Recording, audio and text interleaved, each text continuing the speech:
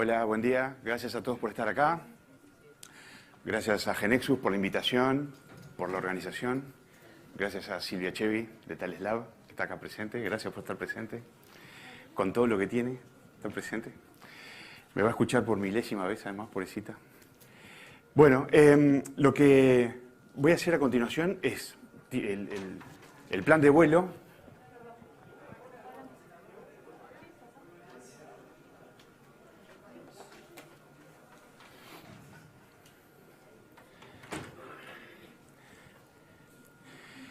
Es tirar una sucesión de slides que muestran los tópicos de las cosas que están pasando, a mi entender, en el mundo en blockchain. ¿Tá? Lo que más me importa transmitirles, si se van con una idea de esta charla, la idea que yo quiero que se lleven es que blockchain es algo que está ocurriendo. ¿Tá? No es algo que es para dentro de... Por supuesto que tiene toda una curva de maduración y de desarrollo por delante, felizmente, pero ya está ocurriendo. ¿Tá? Así que esto es una cuestión que es tangible en el mundo. Me gustaría empezar con esta lámina que muestra, es un recortecito de un informe que prepara Deloitte todos los años, en los últimos años. Este es el de este año. Ellos lo que hacen es entrevistan a más de 1000 ejecutivos en todos los continentes. Este año creo que fueron 1243 ejecutivos de empresas que tienen todas más de 500 millones de dólares de facturación anual, y les hacen todo un cuestionario respecto a cómo ven blockchain y cómo ven blockchain ellos como ejecutivos y cómo lo ven para sus empresas. El hallazgo de este año, hay un montón de hallazgos, es un informe súper interesante. El hallazgo de este año es que el 53% de los ejecutivos declararon que blockchain se había vuelto una prioridad crítica para su negocio este año. 53%. Ese 53% tiene dos puntos de interés. Uno es que eso es 10% más que el año pasado. El año pasado daba 43%. Y lo otro que quiero hacerles notar es que 53% es una mayoría. ¿Ah? O sea que rompimos la barrera del interés mayoritario, digamos. ¿Tá? Como un dato curioso, entre las personas que trabajaron en este informe está Claudina Castro Tanco, que es una uruguaya que trabaja en Deloitte de Nueva York. Otro golpe de vista con respecto a Gartner. Seguramente todos conozcan a Gartner, saben que Gartner hace un seguimiento de tecnologías para el mundo de los negocios. Este año también pasa algo notable con blockchain respecto de Gartner. Si ustedes se fijan acá en la gráfica esta es una gráfica muy clásica, muy famosa, de lo que se llama el hype cycle, que es donde Gartner acomoda a las tecnologías en función de qué tan nuevecitas son o qué tan maduras son. En el hype cycle de 2019 no aparece blockchain. Ese es un dato bastante interesante, porque eso es porque Gartner retiró blockchain de hype cycle de este año porque la consideró una tecnología ya establecida. Entonces, lo que hizo Gartner fue organizar una lámina solamente para blockchain. ¿Ah? Entonces, blockchain ahora pasa a ser de las tecnologías que tienen gráfica propia. Esta es bastante interesante, después se la descargarán, no vamos a entrar en detalle, pero acá aparece. También sirve, para quien quiera hacer doble clic, esto sirve mucho para ver en temas de estado del arte qué está pasando en blockchain. Bueno, acá hay un muy buen raconto de cosas que están pasando con blockchain. Eso en el mundo. Deloitte, Gartner. Bueno, hace un par de días Joaquín Simons del Observador publicó 3 días, no sé bien exactamente, publicó un artículo, una nota bastante extensa sobre qué está pasando con blockchain en Uruguay. Ahí aparecemos nosotros entrevistados, pero también aparecen colegas que están trabajando con blockchain acá en el medio local.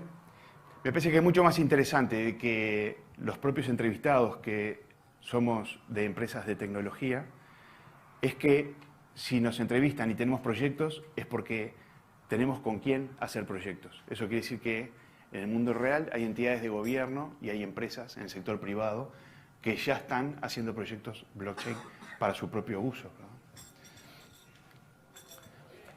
Pasando un poco a los temas, al popurrí de temas, es imprescindible empezar por criptomonedas. Es como empezó todo esto de blockchain empieza con Bitcoin. El mundillo de las criptomonedas sigue siendo muy vigoroso. En mi opinión, los principales avances del último año y medio en este mundo tienen mucho que ver con que los distintos gobiernos y agencias de regulación en el mundo entero se abalanzaron sobre el tema de las criptomonedas con la excusa, o con la excusa sincera seguramente, de los riesgos sistémicos y las zozobras financieras que eso podría producir. Entonces se han metido en temas de regulación, en algunos lugares, en algunos países han optado por la prohibición, de prohibir la minería de criptomonedas, prohibir el exchange de criptomonedas, la tenencia, etcétera, etcétera.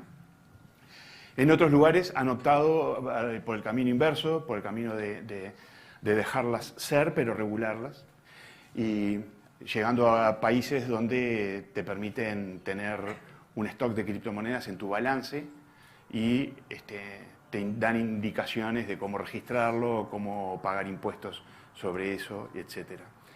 Así que ha habido mucho movimiento. Creo que una de las principales consecuencias de esos movimientos ha tenido que ver con que las fuerzas del mal se han retirado, sobre todo de Bitcoin, porque como los han acorralado mucho a nivel regulatorio, y se han metido, y a contraposición de eso, se han metido en este mundo también inversiones institucionales.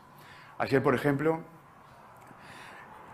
vi la noticia de que la empresa que opera la bolsa de Nueva York anunció el lanzamiento de un mercado de futuros para el valor del Bitcoin. Eso es un instrumento secundario de mucho interés para mercados institucionales que quieran tener alguna componente de criptomonedas en su cartera de inversiones, una componente de volatilidad de alto riesgo, pero también con muchas posibilidades de retorno.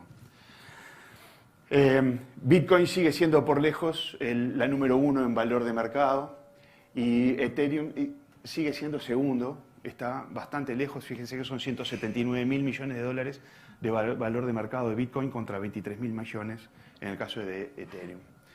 Este es un corte, hay 1.500, este es el corte de las primeras 12, y quiero mencionar en lugar 11 a Cardano, porque tengo un amigo que le gusta Cardano. Una especie de derivada primera de este tema de las criptomonedas está una movida interesante que me parece que tienen que saber que está ahí en la vuelta, que se llaman las stablecoins. Se les llama stablecoins a monedas como las anteriores, no necesariamente criptomonedas, pero de alguna manera monedas digitales, que por supuesto también pueden ser criptomonedas, que tienen un valor estable medido, el precio de transacción de la unidad monetaria tiene un valor estable medido con algún otro valor. Por ejemplo, puede tener un valor de paridad contra el dólar, puede tener un valor de paridad contra Bitcoin, contra oro, contra diamantes o contra una canasta de medio Bitcoin y $100. Se tiene algún tipo de soluciones de esa índole para sacarle la volatilidad e imprevisibilidad que pueden tener las criptomonedas que no tienen su valor agarrado contra otro. Así que esto es una movida interesante. Hay una gráfica creciente de cuántas entidades están lanzando sus propias stablecoins en este momento. Incluso acá no aparece, pero JP Morgan, por ejemplo, que es el mayor banco del mundo, tiene una JPM Coin, que es una stablecoin. Y la derivada segunda, si aquello es la derivada primera, esta es la derivada segunda, es el tema de los tokens. Los casos anteriores son casos de tokens, pero se puede llevar a máxima generalidad.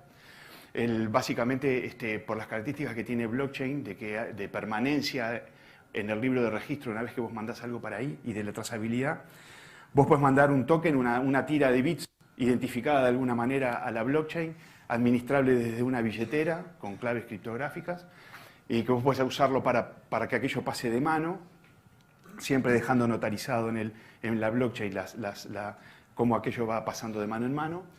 Y la verdad que los tokens se pueden usar casi que para cualquier cosa. Hay tokens que son puramente digitales, que representan activos puramente digitales. Un Bitcoin es eso. Y después tenés tokens que representan entidades que están en el mundo real. Entonces, vos podés representar, por ejemplo, un caso notable que me encanta poner de ejemplo que me dio acá Juan Ángel, es vos podés poner tokens que representen vos podés emitir dentro de la blockchain tokens que representen una aba aparte de lo que se llama un warrant, que básicamente es un silo lleno de grano, y aquello, vos podés comprar un token que representa una milésima parte de ese silo y transaccionar esos tokens en mercados de capital. O sea, eso es posible. Hay temas de clasificación, yo no voy a entrar en eso. La disputa por la clasificación es importante porque muchas veces cómo se clasifica un token termina siendo relevante para saber si vos tenés que ser regulado por las autoridades que regulan la actividad de bolsa o no, y etcétera. Entonces, acá hay todo un tema interesante en el que yo no voy a ingresar. Ustedes después hacen doble clic si ustedes quieren. En el tema de los tokens, y hay bastante cosa dicha, por ejemplo, es una captura de pantalla de un documento sobre el tema de Deloitte. Actividades regulatorias, algo mencioné respecto de esto. Hay una actividad hay muchísima actividad en el mundo entero en torno a temas regulatorios, tanto para criptomonedas como para temas de usos de blockchain en general y como para temas de tokens en particular. Acá esta es una lámina que preparó Sandra Garín, que está acá, por ahí, Sandra, gracias. Esto de alguna manera refleja toda la colección de cosas a las que Sandra le viene haciendo seguimiento de qué se está regulando en cada lugar del mundo y de qué manera. Bueno, acá hay un esfuerzo tremendo de recopilar, pero fíjense todo lo que está pasando, fíjense. Acá esto no se ve, también van a tener que hacer doble clic después, pero país por país hay una cantidad enorme de iniciativas, hay una cantidad de países y de entidades, acá está ISO, ITU, que están trabajando en el tema. O sea que hay muchísimo vigor regulatorio en el mundo entero sobre este tema. Un tema que a mí me parece que está en el corazón de todo esto y que va a ser, primero, es muy importante para el desarrollo de la tecnología, para un desarrollo fuerte de la tecnología y de las soluciones que usan esta tecnología. Pero por otro lado, también es una de las áreas donde la tecnología tiene más para aportar como infraestructura tecnológica, es el tema de la gestión de identidades. La gestión de identidades tiene que ver con que uno pueda decir quién es uno, que yo pueda decir quién soy yo, en el mundo digital, para presentarme, para realizar actividades en el mundo digital. Eso es súper importante. Pero fíjense lo que pasa. Hasta ahora, los esquemas de gestión de identidades tradicionales no blockchain son esquemas que tienen varios problemas. Por ejemplo, yo registro mi información, bueno, ni que hablar que en la Dirección Nacional de Identificación Civil, pero después voy y lo registro en el banco, y lo registro en Google, y voy registrando todo eso. Entonces, lo que estamos haciendo, una cosa que estamos haciendo todos, ciudadanos y empresas y entidades, es diseminar información acerca de nosotros en una cantidad de distintos lugares. La contracara de eso es que hay entidades que están reuniendo grandes bases de datos con información de las personas y de las empresas. Y eso genera enormes problemas, ya sabemos que genera problemas primero porque puede haber usos inadecuados de esa información por parte de las empresas, como Facebook vendiendo nuestra información a otros, sin que nosotros lo sepamos o no. Y después está el tema de que son puntos de ataque donde se puede robar toda esa información, etc. Y toda esa información, fíjense lo que pasa, toda esa información normalmente en verdad no es necesaria. Por ejemplo, si yo quiero ingresar a un boliche de noche y lo que importa es que yo pueda demostrar que soy mayor de edad, ¿Qué hacemos normalmente? Le mostramos la cédula al patobica que está en la puerta, le mostramos la cédula. Y al mostrarle la cédula, le mostramos una cantidad de información que no es la que se necesita. Lo único que se necesita es que yo pueda demostrar en ese lugar que yo soy mayor de edad. No tengo por qué mostrarle ni mi nombre, ni mi cara, ni de qué departamento soy, ni cuál es mi número de cédula, ni siquiera mi fecha de nacimiento al patobica. Porque lo único que tengo que demostrar es que soy mayor de edad. Entonces, casi todas las veces lo que pasa con la gestión de identidades es que atrás lo que hay es la necesidad de una prueba, probar algo que se contesta con sí o con no, probado o no probado, y con eso alcanza. Entonces, blockchain permite resolver este tipo de problemática con cantidades mínimas de información, es decir, implementando solamente el mecanismo de prueba y en una manera en que yo pueda mantener la soberanía sobre mi información personal. Entonces, este es un tema súper importante, es muy importante para poder desarrollar aún más la industria del blockchain, porque con una buena gestión de identidades vamos a poder hacer cosas mucho más interesantes todavía que las que ya se están haciendo con blockchain, pero además es evidente que blockchain va a tener un lugar importante en esa solución de gestión de identidades. Hola. Un tema que a mí me parece súper interesante es un conjunto de herramientas para atacar esto desde el punto de vista criptográfico que se llaman pruebas de cero conocimiento, que tiene que ver justamente con esto que yo les decía, que yo necesito probar que soy mayor de edad para entrar y no necesito mostrar la información ni de quién soy, ni de qué fecha de nacimiento tengo, etc.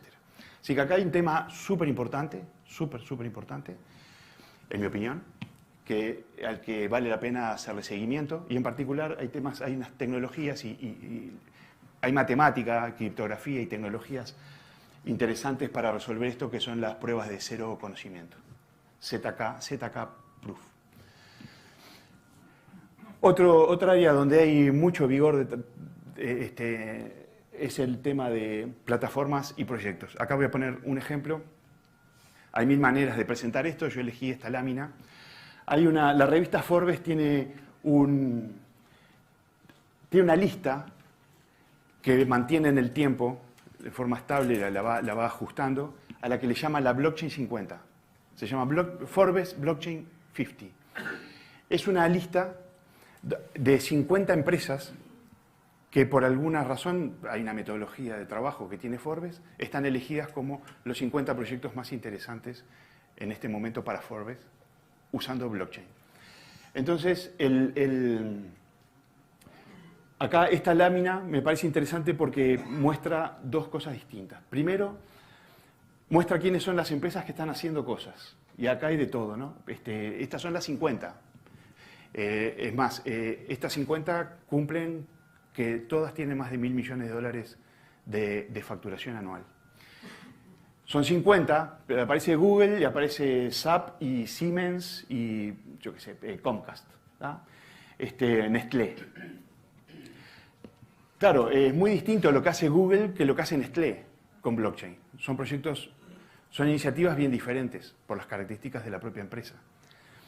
Google lo hace mucho más como para proveer soluciones de tecnología basadas en blockchain, y Nestlé lo hace como consumidora de la tecnología porque la necesita para el desarrollo de su negocio. Lo interesante es que están todas juntas acá adentro. Y en esta lámina, que es de Block Data, que es un portal que hace seguimientos de temas de blockchain, los organizó con este corte en que también muestra las plataformas. Otro de los aspectos donde hay trabajo muy vigoroso en la industria es el tema de las plataformas. ¿A qué le llaman plataformas, o a qué le llamamos en este caso plataformas? Bueno, para que vos puedas llevar adelante un proyecto blockchain, vos necesitas un software que implemente el ledger que va dentro de la blockchain y que sepa hablar con los otros nodos y que ejecute los algoritmos de consenso, etcétera, etcétera. Todo ese software se empaqueta en lo que es la tecnología de nodo que vos quieras usar. Y hay distintas. El primero que se hizo en el mundo fue el nodo de Bitcoin, pero después se fueron desarrollando más. Entonces, lo que hace esta lámina es mostrar cómo están los proyectos usando qué plataforma. Entonces tenemos en la primera columna usa Ethereum, la segunda usa Hyperledger Fabric, Corda, esta es Quorum. Quorum es un desarrollo que hizo JP Morgan, que en realidad le agregó capas a Ethereum. Después tenemos Bitcoin, IBM Blockchain. IBM Blockchain es Hyperledger Fabric, pero subido a IBM Cloud. Y por último, Sawtooth, que es Sawtooth es un nodo desarrollado por Intel, que también está también es Hyperledger, está en el mismo, bajo el mismo paraguas de Hyperledger que está Fabric. Entonces me parece interesante esta lámina porque de alguna manera también empieza a mostrar quiénes son los favoritos como tecnología de base para proyectos blockchain. Acá aparece de vuelta algunos nombres. Otro de los aspectos en la industria donde hay trabajo más vigoroso es por los grandes proveedores de servicios de nube. Todo está, acá aparece VMware, Oracle, Amazon, Hewlett Packard Enterprise, SAP, etcétera, Microsoft, Google, Cisco, ustedes saben leer, ahí aparecen los nombres. Esos son los grandes proveedores de soluciones de nube en el mundo. Acá me llama la atención, estas son láminas de Gartner. Me llama la atención, no aparece... sí, aparece, sí. Iba a decir que aparece Salesforce. Salesforce es otro que está con grandes proyectos de blockchain en la nube.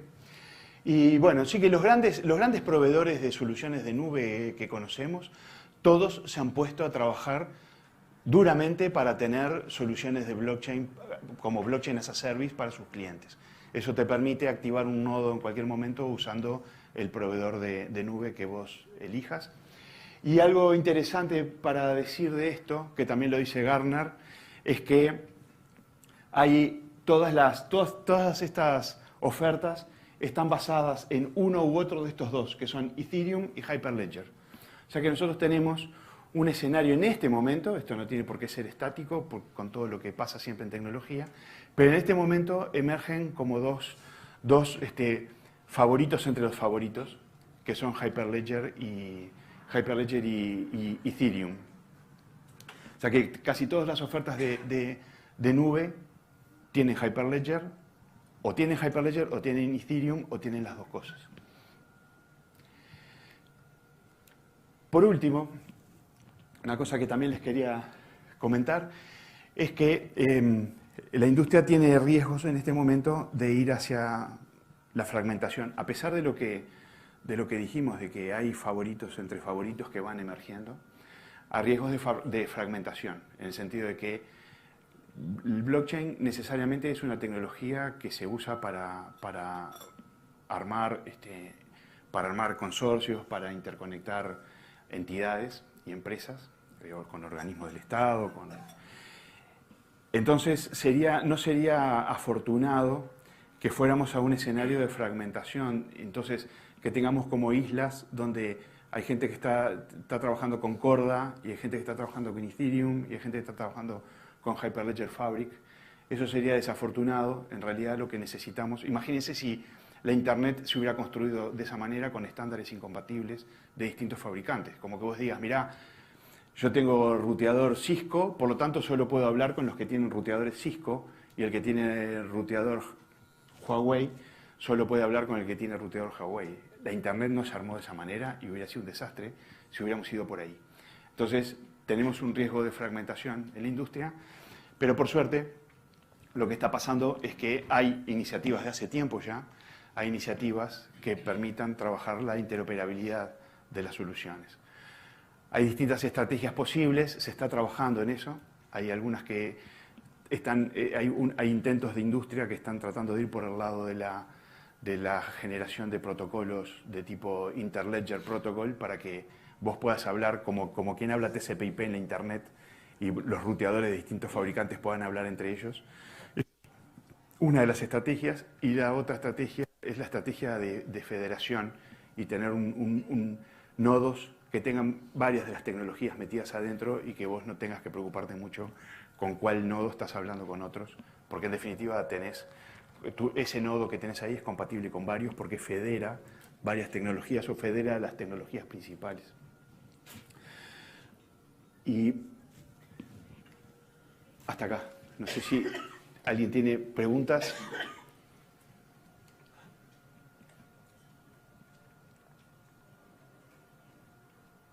¿Preguntas? ¿Nadie? ¿Nadie? ¿Sí?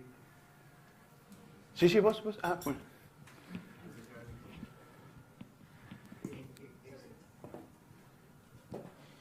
¿Existe alguna estrategia que nos pudieras dar de, si yo quisiera en este momento desarrollar cosas con blockchain, cuál sería el camino a seguir, digamos? ¿Por dónde empezaría? ¿Por dónde, ¿hay algo relacionado con GeneXus? ¿No hay nada con GeneXus? ¿Tendría que irme por fuera? ¿Cuál sería la estrategia, digamos, así? Claro. Dos cosas diferentes. Primero, un tema de abordaje del proyecto. Hay una tarea importante que realizar para identificar el caso de uso, de para qué la usarías. En blockchain, la novedad respecto a otros proyectos de tecnología, es que además de identificar el caso de uso, hay que identificar cuál va a ser el ecosistema que aplique la tecnología. Porque siempre es una tecnología, hay que jugar de a varios en blockchain. Entonces, hay que lograr identificar ese ecosistema, por lo menos lo aconsejado es empezar chico, como tantas veces con todos los proyectos de tecnología, empezar con un producto mínimo viable. Aquí en verdad necesitas un producto mínimo viable y un ecosistema mínimo viable, necesitas las dos cosas. ¿Cuál va a ser el ecosistema que va a usar ese producto? Normalmente esas dos componentes se retroalimentan mutuamente. Entonces, por un lado, hay un trabajo para la identificación del caso de aplicación que se plasma en un ecosistema mínimo viable y un producto mínimo viable. Eso por un lado. Por otro lado, ¿qué pasa con el desarrollo de la tecnología? Nosotros, en la empresa nuestra, Power Ledgers, ya estamos trabajando hace un tiempo con el equipo de R&D de GeneXus para que desde GeneXus puedas generar las componentes de aplicación para desarrollar blockchain usando GeneXus. Eso viene... Ha sido, los esfuerzos iniciales han sido exitosos porque en algunos proyectos, nosotros estamos con GeneXus mismo en algunos proyectos y nos ha permitido que GeneXus trabaje al lado del cliente para desarrollar las invocaciones a la parte de blockchain, al nodo blockchain. Pero todavía no está, incluso el año pasado en el evento GeneXus mostramos en una charla, mostramos el generador generamos un smart contract, que es un aplicativo que va dentro de la blockchain, lo generamos con GeneXus y lo desplegábamos adentro del nodo de Hyperledger. O sea que tenemos algo adelantado, todavía no estamos en la situación en que GeneXus pueda comercializar esas componentes, pero estamos trabajando. No sé si contesta. ¿Sí? ¿Sí? Acá con respecto al Estado uruguayo, en la parte de GESIC, ¿ha tomado alguna avance, alguna decisión de eso? ¿Puedes repetir? Yo le repito. Sí, acá preguntan si el Estado uruguayo y en particular a GESIC han tomado alguna iniciativa. La respuesta es que sí. GESIC viene trabajando, está muy empapado en blockchain y sus potencialidades. Hay varias iniciativas en la órbita de GESIC, algunas cosas un poco más chiquitas y algunas cosas un poco más grandes que están en marcha. Pero en particular el año pasado hubo una licitación pública para rehacer toda la parte de sistemas de DGR, la Dirección General de Registros, un proyecto que se llama DGR Digital, que tenía un requerimiento de blockchain, era blockchain para registros públicos. Ese proyecto está en marcha. Estamos participando nosotros justamente. ¿Dónde está Claudia? Estamos con el cliente es DGR, pero está GESIC en la mesa de proyecto. El principal interlocutor nuestro, que somos los proveedores de la tecnología, es GESIC. Es con ellos que trabajamos en este tema. El proyecto está avanzando y si todo sale bien, ojalá podamos tener en producción dentro de este mismo año. Es lo que nos gustaría. Y hacer algún anuncio oficial de acá a noviembre. O sea que está avanzando. El Estado el uruguayo y el gobierno están enterados de esto, están convencidos del potencial y de la importancia y están trabajando en proyectos para salir al mundo real con esto. No sé si contesté. Gracias. ¿Sí? ¿Sí? Entonces, el sabor que se tiene hoy en día para GeneXus es Hyperledger o Ethereum? Nosotros, lo que estuvimos trabajando nosotros con GeneXus es en Hyperledger y creo que ese es todo el trabajo que se ha hecho hasta ahora. Es con Hyperledger Fabric. Sí. Hyperledger Fabric es un open source de la Linux Foundation, que tiene un licenciamiento muy amable, porque es Apache 2.0, que es un licenciamiento muy permisivo. Uno puede hacer casi que lo que quiera con él sin tener que reportar cambios de software, podés venderlo sin tener que... O sea, es un licenciamiento muy permisivo y el entorno de la Linux Foundation es un entorno bastante amigable también y ofrece muchas garantías de industria, ¿no? No sé si contesté, ¿sí? ¿Sí? Creo que tenemos que ir cortando, además. Desculpe a oportunidade. Uma vez identificado um caso de uso, nós já temos maturidade e conhecimento de fazer uma estimativa, de identificar quanto custa uma infraestrutura, quanto custa um desenvolvimento para um projeto de blockchain? Sí, nosotros en particular, yo no sé qué está pasando en el mundo. Nosotros en particular estamos en condiciones de hacerlo con cierta... Hemos podido identificar algunas variables que son críticas para tener un pricing de proyecto, sí, de forma relativamente temprana. Sí. Bueno, gracias.